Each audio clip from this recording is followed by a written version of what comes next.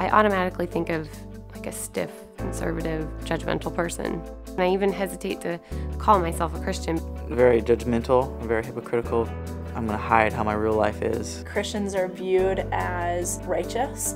I don't necessarily disagree with people about that. We're kind of like the secret society where we know the answers to everything. If you're a Christian, you have to be a Republican. We're hateful and we love war. Everything opposite of what Christ and his message is supposed to be about. I've been through a lot of negative Christian experiences.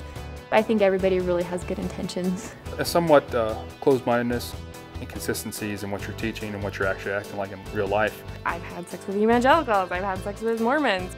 Oh, but you go to church all the time and like, you say you believe this and oh, but this is okay and that's not. If you mention Christianity to anybody in the Middle East, they'll think Europe and America.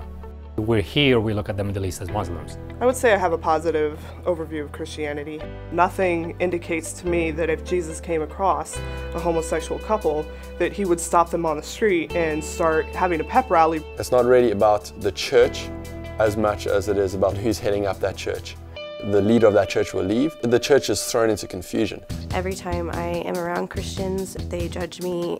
You have these people that are so extreme. Most of my experience has been a negative experience with Christians. I don't feel like some Christians are political enough when it comes to advocating for the poor. One thing that I just admire about Christians is the incredible amount of good that Christians do in the world. But those aren't the things that people talk about. Most of the time they just wanted me to go to church with them. You just think people are being friendly. But I would realize that that wasn't the reason.